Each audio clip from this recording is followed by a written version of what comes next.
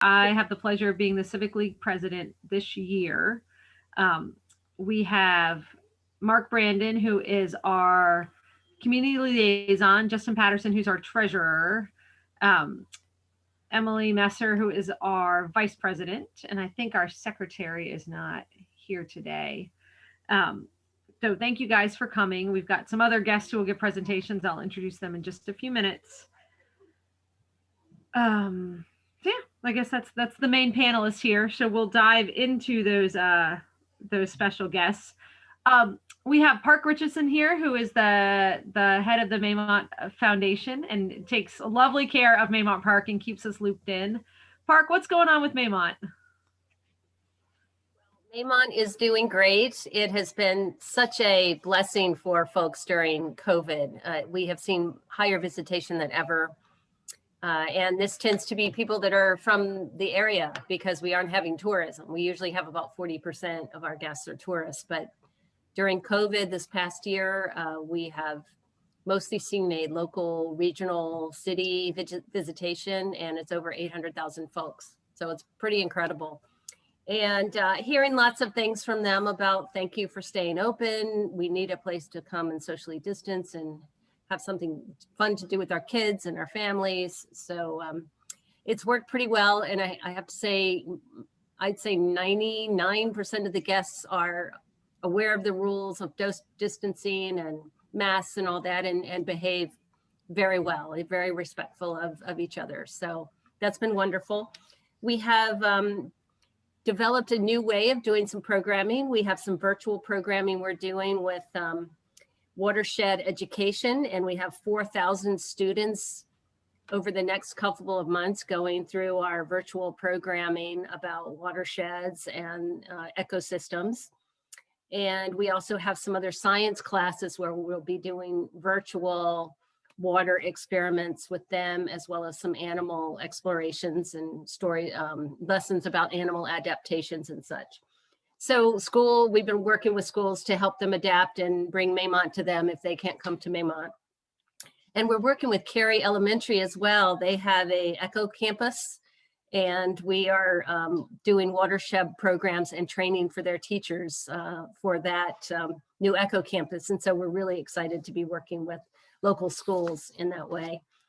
And besides that, I hope some of you were able to enjoy Stooping to Stand, which was about a month ago. I think it was it late February, maybe a little bit earlier than that in February, but I'll send a link, and Joy, maybe you could share it with the group if they'd like, so that you could watch it on your own time if you didn't have a chance to watch it. We had commissioned a production of the Maymont families and the folks who lived there at the time. And it's a dramatic portrayal of the Maymont staff who tell stories about living in Richmond during the Jim Crow era. So it was very well done by Morgan, the producer, and her local team. So would hope you guys would get to enjoy that. And then lastly, things coming up, we talked about Herbs Galore. It's going to be the last Saturday in April.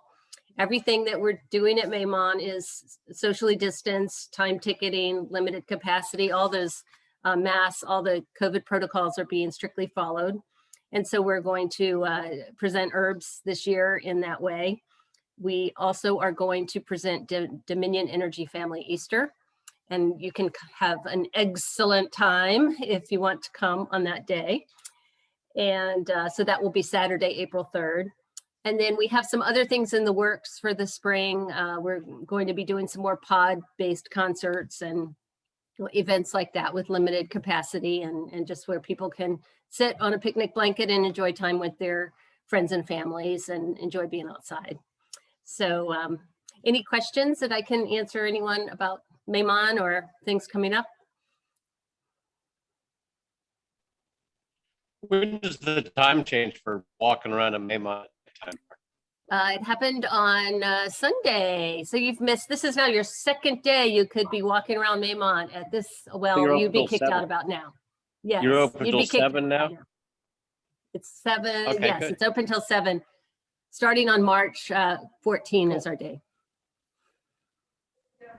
Mark, Does that happen every year on when daylight savings time happens? I'm totally confused by the whole daylight saving times thing, so I can't say for sure because I'm not. It seems like that is what's a mystery to me. For us, it's always March 14th and October as well. Perfect, because you know what, Well, that's funny because that changed. Yeah. Yeah, we decided to make it something very clear. So yeah. Fine, I would be happy to put that on the calendar for next year. Put it on the Facebook page so we have something to look forward to. Yes, evenings are now Maymont. Wonderful. Yes. Great. All right, thank you so much, Park. Sure. All right, I just got an email from the police lieutenant that he is sadly in another Zoom meeting and he will pop in if he can, but we won't get that update yet. But we can get an update from Stephanie Lynch. Yep. Hey all, and thank you so much, Park. And I'm loving your new hairdo, redhead sister friend. I'm loving that. I have to be remiss not to share a note of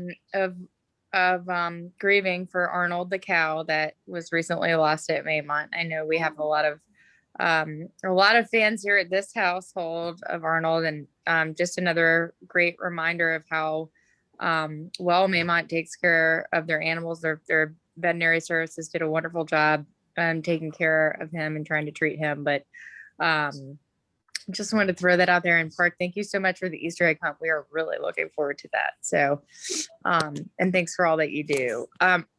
Joy, I'm going to click my video out just because my internet gets a little wonky here. And so that tends to help me with my, with the connection. So I'm just going to exit out real quick. Sorry about that. I wish I could stay with you guys. So real quick, wanted to give a update on where we are with COVID-19 vaccinations, and we're in phase 1B of the vaccination eligibility category. And so that is really our everyone in the community 65 and older, although folks with more complex conditions are being prioritized. That's more of our essential workforce, not our health workforce, more of our essential workforce. And slowly we've been rolling it out to our service industry folks, which I know in the 5th district means quite a bit to us because we have so many of our residents working in our wonderful restaurants in the 5th district. So that is also rolling out in tandem and in parallel with the CVS Walgreen collaboration with the federal government. And we're pretty happy with the progress that's been made with the CVS Walgreen programs. Folks can sign up for vaccinations at HTT, or if you go to their our local Department of Health's website, or vaccinate.virginia.gov/preregister.html. And Amy, if you could do me a big favor and post that phone number and that website in the chat box for me, that would be great. Also, proud and happy to announce that now all 3 of our senior public housing complexes have now been vaccinated and have had, they're on their 2nd round of vaccinations as of late February. We have also achieved not 100% coverage because there were some folks that by choice did not get the vaccine, but the Virginia home right outside of Maymont, and then our other assisted living facility on the other side of the river, St. Francis home, was also able to receive their 2nd round of vaccinations. So that's a great thing for seniors in the district. But if you have folks in the neighborhood, for which there are plenty of seniors in Maymont, let them know. Please feel free to pass on that registration is now open as of last week to all seniors over the age of 65. So it's been an exciting week. Amy and I have been cracking into the mayor's budget, which was released on March 5th. on a Friday afternoon, and we got to work and started digging through it to make sure that all of our, see that all of our existing CIP projects were funded to completion, to include the Maymont sidewalk project. You've heard from DPW's Lamont Benjamin, I think back in November. Back in November that, we started a number of years ago. The sidewalk project started a number of years ago under Parker, so it predates me. But we heard back in November that we were going to be hopefully be funded for phase 2, and we're happy to announce that phase 2 is in the budget for fiscal year 22 for a tune of $430,000.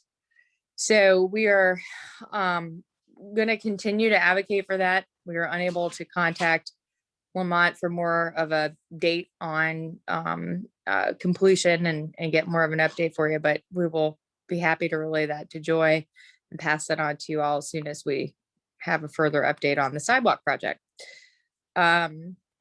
Also, I think we may have mentioned this last time, we were able to get approval for additional speed tables on Harrison, near Dance, and on Meadow near Amelia.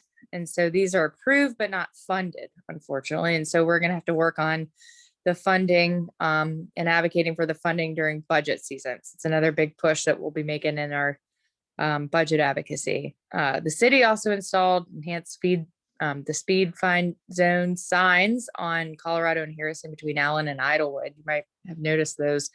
And the speed studies have shown excess speeds. So we are hoping to get some photo speed ticketing in those areas where we can, because the GA did pass a bill that allows us to put some photo speed ticketing in areas where there are school zones. And so we're trying to mitigate some of that speeding through the photo speed ticketing effort.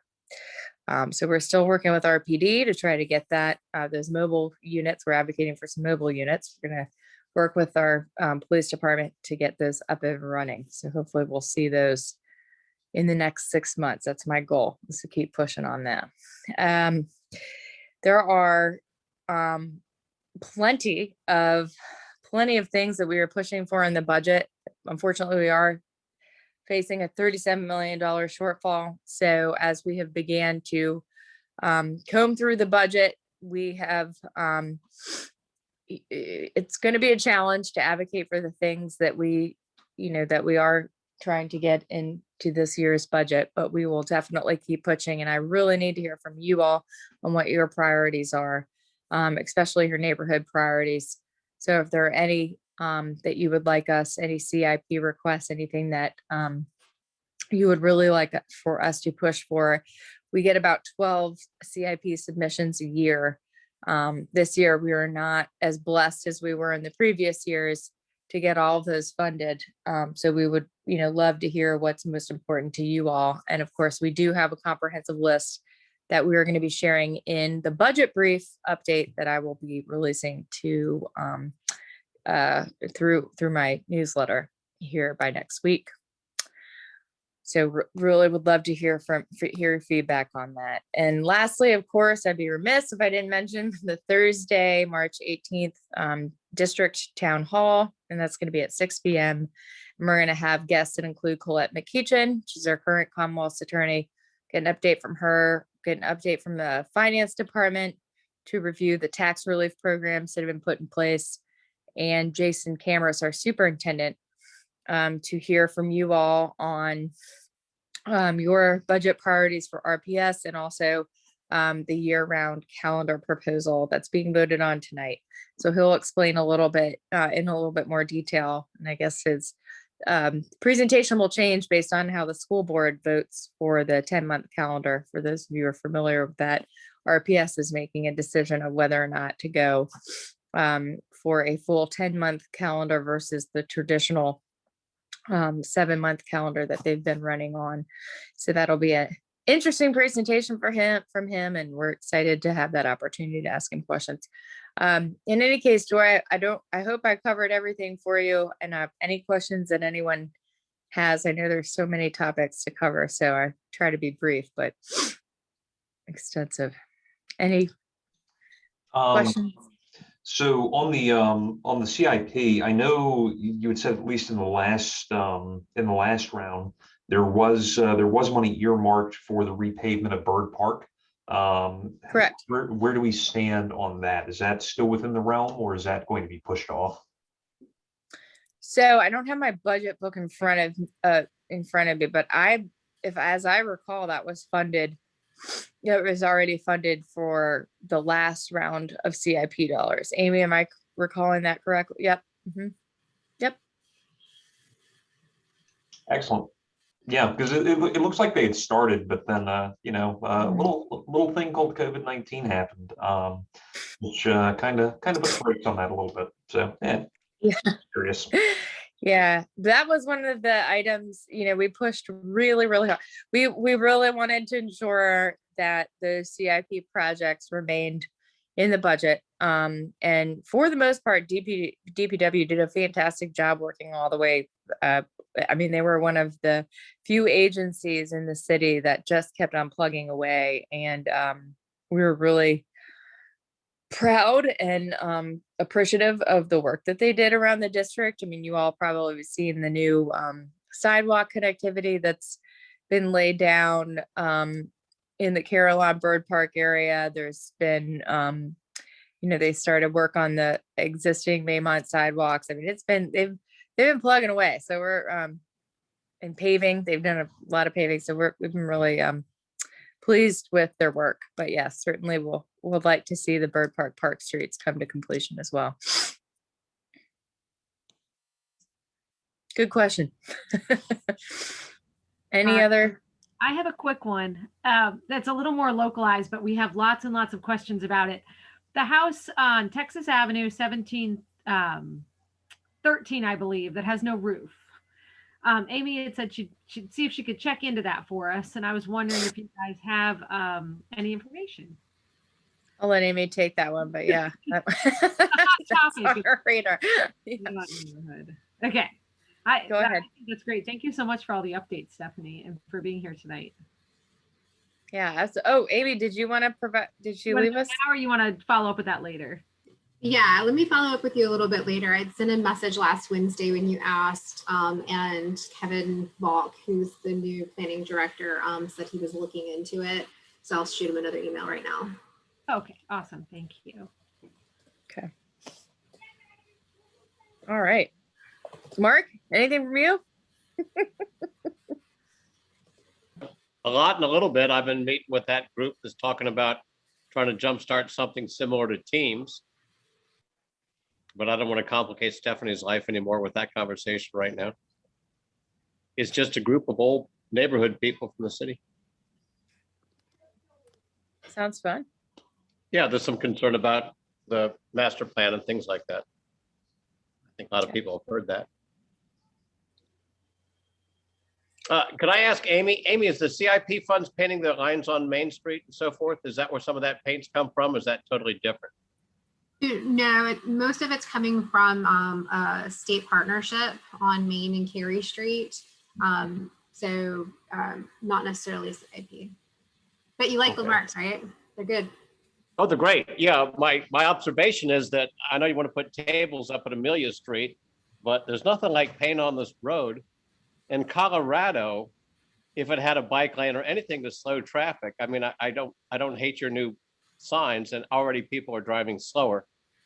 But Joy, we need to put something on Facebook to warn people, because all they're going to do is catch everyone in Maymont coming down Colorado the same speed they've always done it. You know, I drive at 25 now and people get mad. So we need to warn our neighbors, you know. It is true. Somebody did.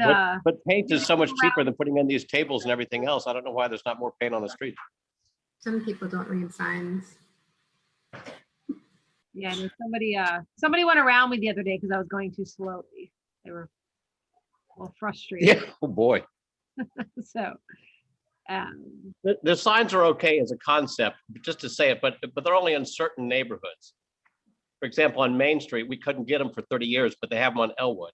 So somebody has to make some kind of a qualitative decision about what neighborhoods deserve that and which ones don't. Right. So it's 25-mile-an-hour is serious in some spots and not as serious in other spots. It's kind of a strange way to start in, but I think it's already working. So that's probably good. Can I have one of those cupcakes? Sure, yes, you can have a cupcake. Sorry.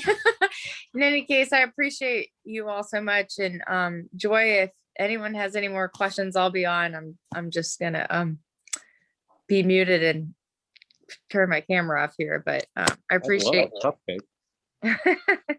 Yeah, we got him in.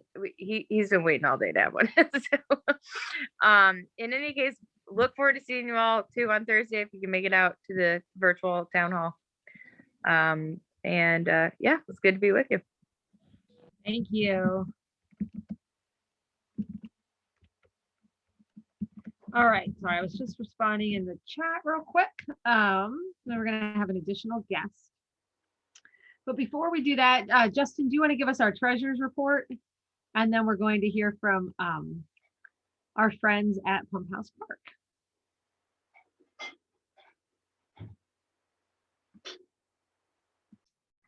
Sorry about that. I dropped my piece of paper.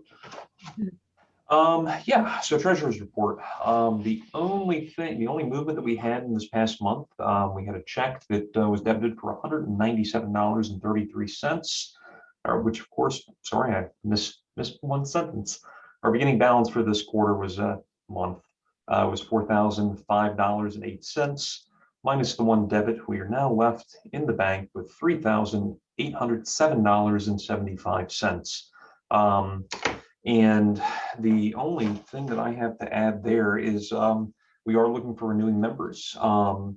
There should be, I believe the link is up for a direct deposit via PayPal on the website. I'm pretty sure that's up. But outside of that, you can also drop off checks at my home at 1805 Green Avenue.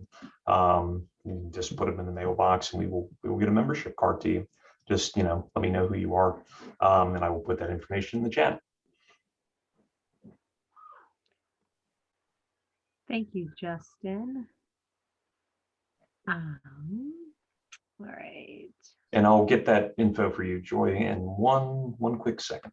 Thank you, because I cannot find it. Yeah, it's somewhere. All right. All right. Jackie and Cassie, do you want to fill us in with what's going on in the park? Yeah.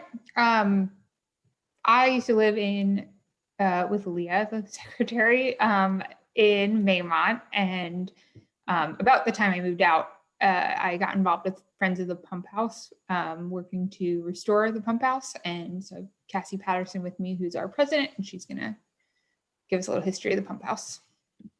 Yeah, so thank you for both Joy and Jackie for setting this up. I think it's really important that as neighbors, we all know what was going on in our little area, especially for you all to know what's going on at the pump house. For those of you who may not know what the pump house is, I'm sure everyone does, but just in case, it's this old Gothic building at the base of Bird Park.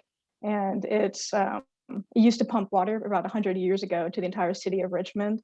And it's essentially just stayed frozen in time since then. And it is really beautiful. And if anyone who has never gone down to go visit the pump house, I really recommend you go check it out. And just as it's beautiful from the outside, it's just as beautiful as it is in the inside. And that's kind of where the Friends of Pump House comes into play, where we're trying to keep it standing. We are an organization, we're pretty young. We formed in 2017. It's kind of a funny story where we were formed from a master's student from BCU in the Urban and Regional Planning Department. His final project and thesis was around the Pump House Park, and he worked with the then park superintendent Nathan Burrell to work on his plan. And in one of the recommendations, it was to form this pump house, Friends of Pump House, to see it through and to see all of his recommendations and visions go through. And so he was our first president in 2017. I'm the second president. But before us, there were some organizations and some groups of people who were trying to fix the pump house and to see it preserved, but it wasn't as successful or they were dissolved from just lack of recognition, or some people who were just not as involved or dedicated. So we were formed, and we really kind of just had like a really strong group of people who were dedicated to see the Pump House Park plan see through. So what we've been doing is we've been trying to, the first 2 years, really, we were just trying to maintain it, where we were cleaning up and we were trying to do minor projects because we didn't have any money, and we were trying to fundraise for bigger projects. And then in the third year, the James River Park Master Plan was formed, and in that master plan is the Pump House Park Plan. So with that, we had a guiding document to be able to see what projects we could do. And then once that was accepted by or adopted by the city, we're like, okay, great, now we have city backing. And so now we have some plans and we have a guiding document. And so now we really have that support and the really the guidance to be able to move forward. And we also have a pretty substantial funding since, in fact, the 4 years since we've been a part of an organization. And in the past 2 years, we have really tried to go to bigger projects. So our first year, or in 2019, we got a new kiosk that was outside of Pump House, but that was a big step for us because we were able to then post what we were doing, things that we wanted to let the public know about, and to really know what the Friends of Pump House is and are, and how they can reach us and how they can become members and involved. But this last year was our big first physical project in the Pump House, where we fixed an archway. When you walk into the pump house, you see this archway, and it was falling down. The bricks from just years of neglect had eventually fallen down. And so we were like, well, that's a safety hazard. And so we got a donation, which was really great, to be able to fix the pump house, to fix the archway in the pump house. And so this past summer, we were able to get contractors out, and we basically just give it a little facelift. And so now we can actually close the doors. We have a little lock, and it's really great just to be able to finally see that door close, and it really makes a huge difference. We are also able to team up with the Invasive Species Task Force this past summer, where they removed a bunch of invasive species around the park, and then plant native species. So we have a lot of trees that will be beautiful in the fall when they bloom. We're really excited for that. But really, our main goal is to create stronger partnerships in the cities. We have a pretty strong partnership with the park system, with Historic Richmond, and with the city's park department. And we are, I think, from the James River Park Master Plan and the Pump House Park Plan, we really have three main goals for short-term and long-term, which are to increase safety, accessibility, and what are the other three? And to make it more secure. We have a pretty big issue with vandalism. And so Jackie's going to talk a little bit of projects about what we're going to do in the short term. But yeah, Jackie, you want to talk about that? Yeah. So as the group trying to get things fixed up in the pump house, we have monthly work days. And right now, because of COVID, they're limited to the Friends of the Pump House, so kind of our core group. But we hope to make those public again, hopefully in the summer months when things improve and we don't have to have capacity limits in and around the pump house. But those are always just smaller projects like cleaning up and small repairs. The first one I went to, we fixed the walkway down to the pump house to make it a little bit easier for people. But one of the fun things is, like Cassie said, the door was awesome to see, and we're continuing to tackle big projects.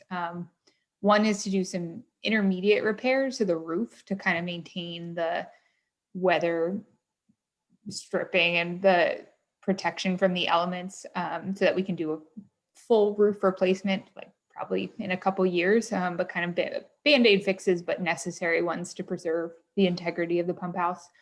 And then also we're kicking off kind of the first window replacement, which it's not just like a window in your house. This window is probably like 15 feet high and a couple feet across. So we're hoping to start one of those soon with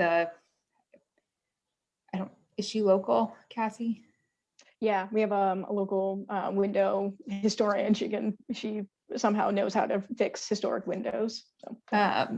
And with that come with, like Cassie mentioned, kind of a way to secure some of the windows, because they do get vandalized, and that's the easiest way for people to get in is these broken windows. And like Cassie mentioned, the other big one is trying to make the park more accessible. And I think both James River Park System and the city and our group envisions the pump house. It's, I think, the largest building in the James River Park System. And there's an initiative to get every, I don't know if it's every fourth grader or every elementary school kid into a James River Park during the school year. And there's not really a good place for them to meet or to eat lunch. And so one of the visions is that there's a common gathering ground for not only school kids, but the community to host events. But the first step is to make that accessible. And so we're working on a pretty large project to make the second floor of the pump house ADA accessible through like essentially a 2-story bridge, which is, I told Cassie before this, which is almost such a large project. I can't even imagine it's happening, but the wheels are turning and it looks like it's almost a sure thing. So that'll be super exciting to see in the coming months. We also have a couple fundraisers kicking off soon. One is like a photo contest / tour opportunity to get inside the pump house and take pictures and kind of explore and raise some awareness towards our virtual Spring Fest, which will be May 1st. And we'll be doing it on Instagram Live because of coronavirus. But it will be about an hour and feature some local musicians and dancers in the pump house. So you'll get a sneak peek in the pump house, hopefully to raise money for some of our window replacements and just raise some awareness about the pump house and all of the pretty great things we're working on in the coming months. You can check us out. We have a website, Facebook, Instagram, pretty much anywhere you can find us. And we can put our emails in the chat if you have any questions after this.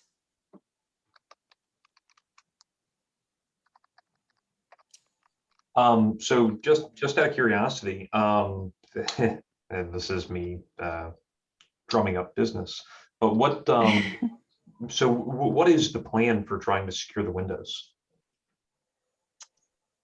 What in the sense, well, we just want to be able, a lot of the windows have been kicked in from Right.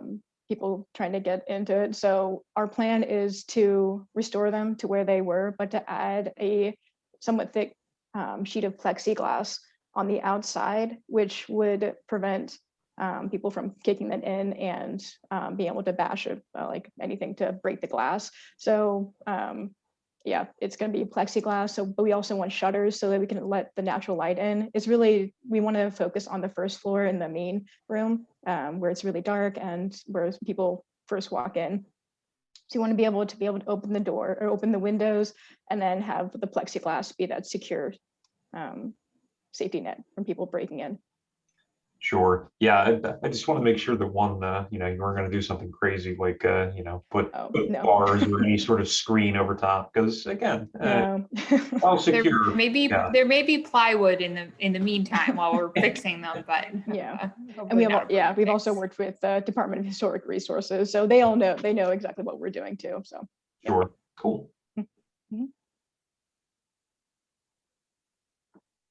I just put our email in the chat, so if anyone has any questions or wants to get involved, I typically answer those emails, so you can feel free to answer or email us. Thanks for having us. Yeah, I really appreciate it. Thank you all so much for being here. What an exciting project to hear about, and I can't wait to try to get down for one of the work days and learn more about it. We'd love to have you. It's great. I had so much fun on my first one. I'll try to go back every month. I know, I love it. My kids think that big flat rock near the entrance is a perfect slide. We've been there multiple times this summer, or this like spring. And all right, thank you guys. And they posted the email in the chat. So if anyone has any questions, they can reach out that way. All right, I am going to bring on our police lieutenant because he is here. And I'm going to bring on Mike Jones as well, who would also like to speak to us. All right, Lieutenant, how's our neighborhood? Good evening. And I am sorry for running late. I was tied up in the other meeting. We have a couple stats to run by for you regarding our crime numbers for the precinct. And if you give me a moment, I will pull those right up. Right now, we're looking at a 9% total reduction in major crimes, and that's both violent crimes and property crimes combined. That is a year-to-date number. So this time last year compared to this year, we're a grand total of 415 crimes last year, and we're at 378 this year. Specifically to the sector, to the neighborhood and the neighborhood sitting in sector 313, we went from 122 down to 103, so a 16% reduction. Property crime is 115 to 97, and again, that makes up that major crime number. And for our violent crimes, we are one off of where we were last year, one lower. So last year we were at 7. This year we were at 6. And some of you all may have known that at the end of January, that was, we had a shooting over in the Randolph neighborhood at something, whether you were on Reddit or maybe in Nextdoor or something like that, there was a house on Winder Street that some people were referring to as the party house. That was the location where 3 victims were shot, which makes up about half of that violent crime number. So obviously there are 3 victims there. Our total number for a year to date is 6 on the violent crime side.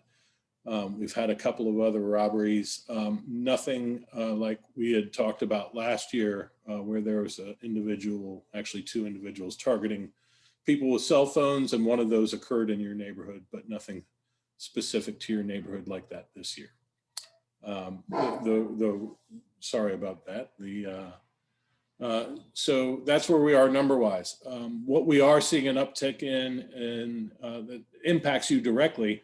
You may have seen some Nextdoor posts and whatnot, but what we're having is now that the weather is breaking, a lot more people getting out to the parks, specifically Maymont, James River parks, Texas Beach and whatnot. There's a number of theft from motor vehicles occurring outside of the neighborhoods. And if you're familiar with like those locations, obviously at Maymont, if that parking area gets filled up, it spills out onto, whether it's Hampton Street or another street, spills out into the neighborhood. And folks are walking by, pulling on door handles and whatnot, looking for an easy get. And whether it's a diaper bag or a laptop bag, they all seem to look a little similar right now. So if it's in view, people are targeting it. Change in the cups, guns under seats, we're seeing it all. So that's what we're going to ask folks in and around your neighborhood to kind of remind each other. You know, I'm not asking for you to pull on your neighbor's door handle, but if you happen to see a purse or something like that sitting in the seat and you know your neighbor, wouldn't hurt to just go knock on their door and remind them that that's sitting out there. Because it just really takes a person walking by pulling on the door handle.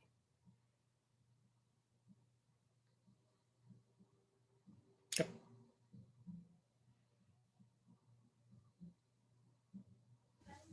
Thank you. That's really wonderful news, and we appreciate you coming here and sharing that with us. Indeed. Sounds like things are under control. Well, we will see. I will give you a kind of a heads up, and we're having those numbers now. What we're looking at this coming quarter and this next period is everybody knows this is a year anniversary of where we started going into lockdown. With that, we did see probably one of the crimes that we did see go up was package theft, because people started ordering a lot more online much earlier than typical. So people would walk by and steal packages off the porch more so than they did during the typical holiday time or the prime time that those orders would go in. But we hadn't had numbers for a long time like we did last year because of the pandemic and because of so many people being home. Our burglaries dropped off, robberies dropped off, a lot of things dropped off. So we may be seeing some increases here within the next quarter. When I sit down with one of my analysts and we talk about the actual data behind it, we kind of want to erase from this point on last year because of how low those numbers went. But we'll see what we're doing. Neighborhoods are definitely, you guys have stayed strong throughout the whole thing in the meetings and whatnot. And I think, you know, as long as we keep talking to our neighbors, that's going to be helpful. Wonderful. Thank you. Indeed. All right.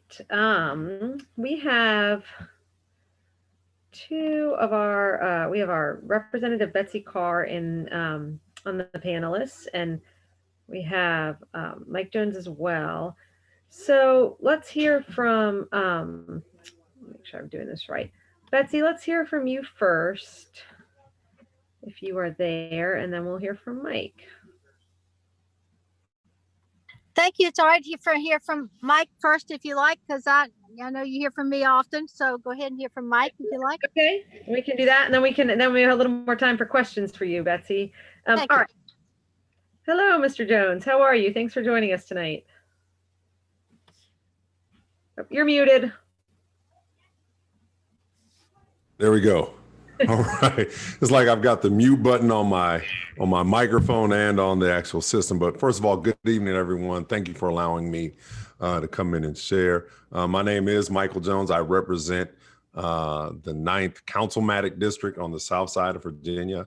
I'm in my second term there. But I'm here before you tonight to talk about my run for the General Assembly in the 69th District. I'm running because representation matters. And in this representative democracy, the residents of the 69th deserve a delegate who can relate to the experiences through their own experience, not one who just simply, you know, stands passively by and engages only at political expediency. What so many individuals don't know, even on the South side, we have a very diverse district. The 69th district is 70% Black and brown, Black and Latinx. It is primarily made up of South Side residents and South Side neighborhoods. And that brings such a great diversity, not only to the communities and the families that we serve, but also in the legislation that is needed. And that's something that I've worked on in my time on council. We are in a time in which we can't sit by and just let things evolve. This is a time in which we must stand up and fight for the rights and protect the rights of others. It's something that I've done since seminary. It's something that I've done in ministering in a local church, whether it's giving 59 cars to single mothers that did not have cars and providing economic stability, whether it's feeding, we fed close to 10,000 individuals throughout the Richmond metro area, because that matters. We are an open and affirming church throughout the both congregations that we serve, and we don't discriminate. We allow any and everyone to come because that's what we believe. We are an inclusive church because I believe we serve an inclusive God that allows everyone under the sun to be a child and choose not to be a child. And that's the piece that's important to us as well. I'm running because in this time in which we are faced with so many ups and downs with a Trump-like presidency and the effects and how it has impacted us on a daily basis, we've seen our streets run over with anger at how certain people are treated and how certain people are handled. And we saw that. And we were able to step up and write some really good legislation that addressed the issues that people were facing. As it related to criminal justice review, tonight, we just had our first meeting of our criminal review board, our task force to look at that. And they will lay out a framework by which we look at issues and concerns as it relates to individuals within our community. And that's important. The other thing that I'm fighting for and that we fought for, of course, back in 2017, when no one else was talking about removing statues or even their impact there, I brought forth legislation to begin that discussion. And no one in the General Assembly came along. And that's okay. A lot of my colleagues on council didn't come on. I'm glad that when Ms. Lynch came on, Ms. Lynch honestly jumped right in and said, Mike, I'll be there with you. And that was in the midst of, you know, political unrest, a year in which we were on the ballot to be elected again. And so we were willing to take a risk, even the death threats that my family received personally as they came down. And so we need, I believe, the 69 doesn't just need someone who will vote like a Democrat. It needs a champion to drive the agenda of our area, because there are basic needs that we have. And I see that firsthand being on city council. The main piece that we're working on from a policy standpoint is a capital city initiative. We are the capital, of course, of the Commonwealth of Virginia. But when you look at the funding that takes place, we don't see that. My old colleague, Parker Adzalesto, the one thing we always talked about was the pilot, payment in lieu of taxes. All the buildings that line Broad Street that are state-owned, I asked our CAO, what is the amount that we should receive in pilot? And the number was $30 million. The amount that we receive is $3 million. Councilmember Lynch just talked tonight about speed tables. She just talked about the need for that we're going to have an $18+ million deficit. Those dollars that we could receive from the state through pilot, that could make a great difference. And how do I know it's something that's attainable? Not just because on council that we discuss, but even in an open forum, when we talked about how can we get more funding for education. Young lady who's running for, a good friend of mine who's running for governor, State Senator Jennifer McClellan, she brought up the fact that she would not necessarily go after the LCI or look at the LCI, which I still think we need to anyways, but she brought up pilot. That pilot is the low-hanging fruit. And I believe that it has not been done yet. And my question to Jen was, Jen, you've been in the General Assembly for a long time. Why haven't we addressed it? And why are you just looking at it now? Now is the time that we need these funds. We're talking about $27 million for the past 10 years that we could have received. And I'm telling you, the pie from a budget standpoint, it's already baked. You're talking about speed tables. We have enough money in that line item in the budget to do 14 speed tables citywide. What could we do if we had more money? We could pave more. We could control speed more. That is a major issue. As we talk about our legislative agenda that we do on council every year, our lobbyist brings things forward to the General Assembly. Our main agenda that got passed, that went through this year, it came from City Council. Speed limit 15 miles an hour, that was Stephanie Lynch in the 5th. 12 of the 9 streets that are allowed to go 35 or higher are in the South Side. We have a speeding issue over here. That's our number 2 issue as we look at issues in the city of Richmond. Next piece was styrofoam, ban on styrofoam containers. Tax on, that was my colleague in the 4th. That was Kristen Larson made that a part of our legislative agenda on city council. Next thing, I had a long list of things as it related to affordable housing, tenant rights. We have the weakest rights for individuals who rent. And I have a lot of renters in the 9th district, and they are just as viable as anyone who owns or anyone who owns apartment complexes. They are just as valuable, just as valued as anyone. We all at some point, most of us at some point, started off as renters. I've rented several times in my adulthood. And so there's no shame in that, but we need to make sure that we are protecting those individuals. That's what we focused on even at a city council level. And a lot of the things that we want to get done on council, that we want to do to impact our communities, it's a General Assembly issue. And so I want to take the creative, courageous style of legislating, take that energy from city council and move it up to the General Assembly, where, because we're dealing in rural states, that's where it happens. We're fighting right now issues that the state should be handling.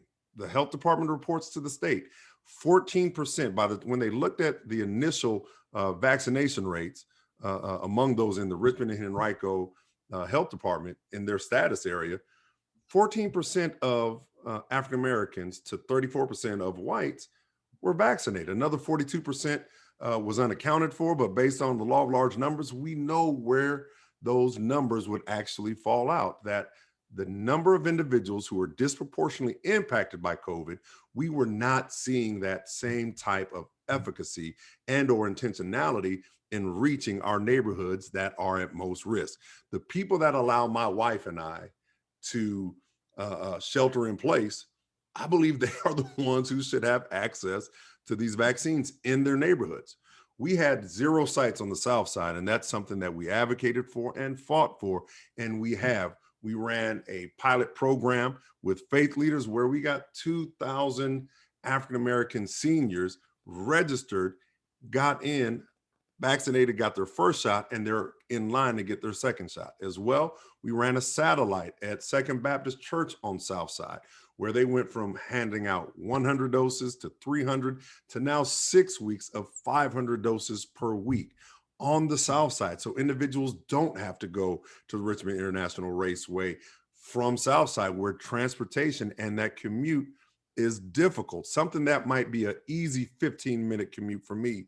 For some of our seniors, they have a 2.5-mile radius. Many of them don't have cell phones. They have flip phones, or they use the old, the actual landline, and they don't have email. So what are we doing? Those are some of the things that we did to ensure that all residents had access, because we have white, Black, and Latinx individuals that live in the South Side. And I want to make it easy for them to access so many different things that people on the North Side take for granted every single day. Last thing, and I'll let you go, voting sites. A lot of us did early voting, went to Laburnum. The South Side didn't get a site open until 2 weeks before the election, and it had a 2-hour line outside. I talked to some of the seniors. They were happy to have a site on their side. They were happy to wait 2 hours, but you know what? They shouldn't have had to wait 2 hours. And so that's something coming into this primary that we went to, my campaign, we went to the Board of Elections here in Richmond, and we fought for that. And so we will have a site on the South Side that opens the same day as the site on the North Side. Everyone likes to talk about equity until it's time to make things equitable. And that's one of the things that I want to focus on in my time on council. That's what I focus on. And that's what I want to do as I move forward to the General Assembly. Early voting starts April 23rd. Would love your vote. Election day is actually the very end of the primary day is June the 8th. Would still love your vote. So wherever you vote between April 23rd and June 8th, I'd love for you to consider me. You can get more information on my candidacy. I'll have my campaign manager put that in the chat, or I will once I stop talking, MikeJonesForDelegate.com. Appreciate your time. Thank y'all for all that you do. Love your neighborhood, been to and throughout. And I've got a 10-year-old that loves Maymont. And so we try to keep her out, but she keeps us there. So thank you for your time. Good. Thank you so much for being here. Yes, ma'am. We appreciate your time. All right. Betsy, you're up. Thank you, Joy. Thanks. It's great to be with the Maymont group again tonight. Thank you for all you all do. I am very pleased with what we've been able to accomplish in my record. I'm very pleased with my record with the General Assembly. Been pushing for progressive reforms ever since I've been there, and more recently with the Democrats being in control. Just so happy with what we've been able to accomplish with Medicaid expansion, the women pull back the regulations and restrictions on women's health and abortion, and also our criminal justice reform that we've been able to do to hold police accountable and make our communities safer for Black and Brown citizens. Very pleased with what we've been able to accomplish. Very pleased that I've been on the Appropriations Committee, been able to provide more money for state workers, increase our teachers' salaries and so forth, and money for Black and for HBCUs. But I'm here, you all know what I think I've talked about my legislation last time. Anybody have any questions about what's going on right now? I too would appreciate your vote. I hope you'll rehire me when you go into the primary on June 8th or any of the 45 days ahead of that, and look forward to continue working for you. And also want to be available for any questions folks have at this point. Thank you so much. Does anyone have any questions? No? All right. Well, thank you. But yeah, thank you very much for being I here. do if I could unmute. Oh, good. There you go, Mark. All right. Betsy, the styrofoam ban is what you said, 2024? That's correct. Yes. Okay, that's great. We're very happy with that. You know, we passed it last year, but had a reenactment on it. So this year, about 84 conservation groups focused on this because they think that styrofoam is the key. That's the one plastic that can't be recycled. You know, it gets into those little pieces. It gets into our water. It gets into our ground. Gets into the water. Crabs will eat it. You know, then we eat the seafood and so forth. In addition, it's not, you know, it's not as prevalent as plastic bags being created, but it is one of the major sources of the pollution that we see in our roadways and so forth. In fact, one of my colleagues supported me in the committee because he had spent the last 2 years, and he said, I'm so tired with my children picking up those styrofoam cups out of the ditches and so forth.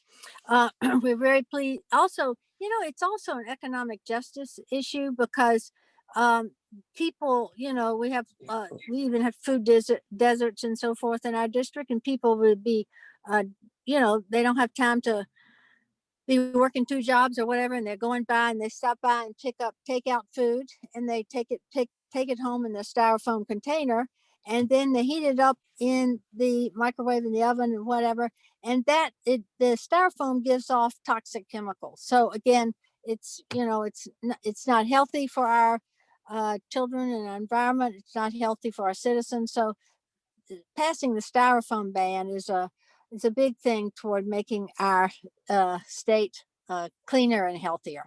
So thanks for bringing that up, Mark.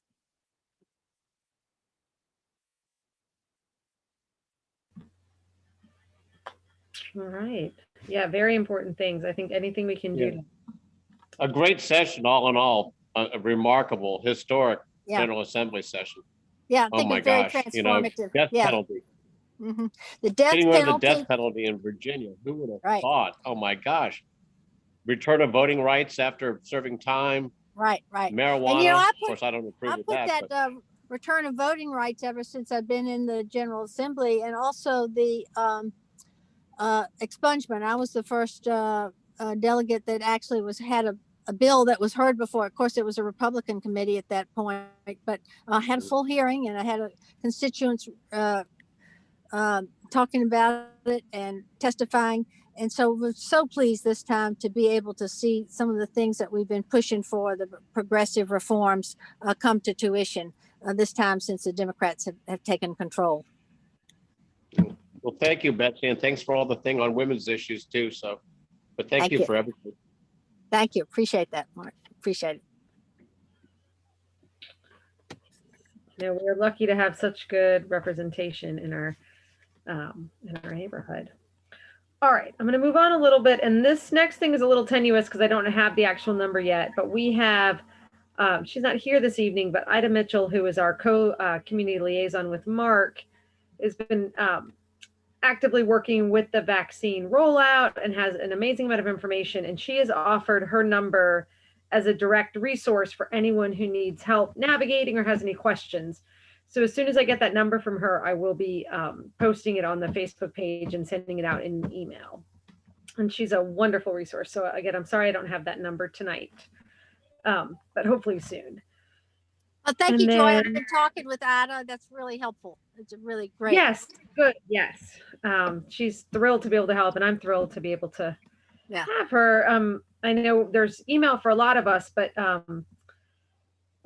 for when we can't, the phone system seems to be working pretty well. And so again, I'll give that information out. I'm looking at my agenda here. We covered the membership. There are a few changes. This is the last couple of things are you can tune out for a second if you don't want to talk about the bylaws of the Maymont Civic Association, and I'll bring it back into open floor. We have some rules on the Civic League that aren't being utilized. There were some redundancy. We had for years and years a treasurer and a financial secretary, and right now it doesn't seem necessary to have both of those positions. There was also a chaplain, and that position has gone unfilled for the last few years. So the board is considering some changes to those to streamline and to bring the documentation more in line with what's actually going on. And that would, of course, be up for neighborhood review and vote. So what I'm proposing, not necessarily bringing it to a vote, but just letting you know that I'll be, we as a board will look over the documents, make proposed changes, and then both the original and the proposed changes will be on the website for review. And I'm going to bring it up at the May meeting. And if we don't have resolution, carry it over to the September meeting and just give people a chance to look over and see what they want to keep and not.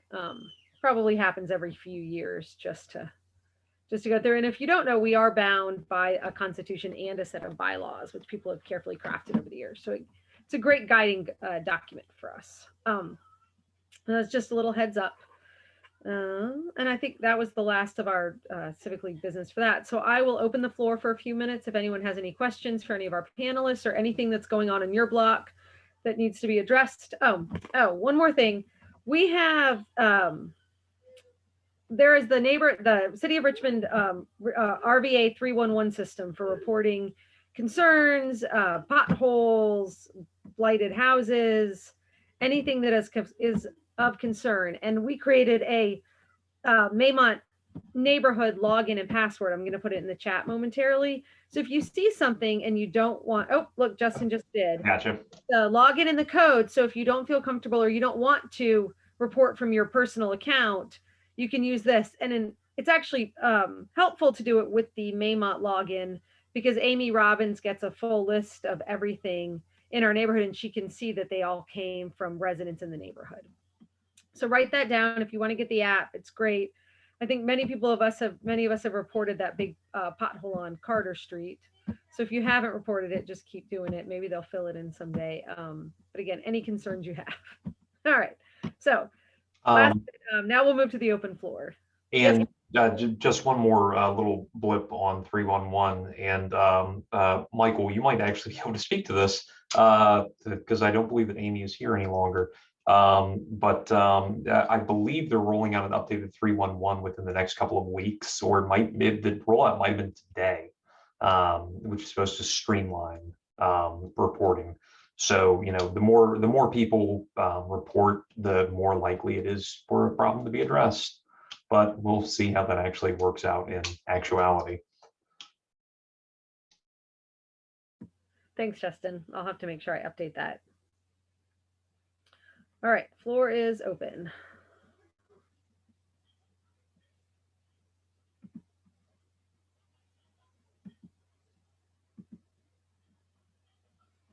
And of course, my other question, which was also, I'll shoot Amy an email on this one, but I was just curious about the house caddy corner from Leah, where you know, I still haven't seen much in the way of furniture over there, but hey, you know, that old chestnut, which that's on Carter in Kansas, I believe.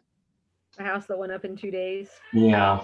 But yeah, you know, is what it is. Yeah, there's definitely some new things happening construction wise. Yeah, you know, that's, I think, a big concern. I live on Georgia where they built 4 houses in the last year. You know, it's weird to wake up in a neighborhood that was remarkable for one thing, being quiet and stuff, and every morning I wake up and there's construction or they're cutting down a tree, or, you know, it's amazing. But it is kind of a concern, the ongoingness of this construction. If the city had inspectors sort of make sure they obeyed the laws, it would be better. But the city is real shy of people who do those kinds of things. You know, the city budget's amazing, and I've had a look at the whole thing. And so I'm just concerned, you know, raising money and then hiring people we don't need, but we don't have inspectors.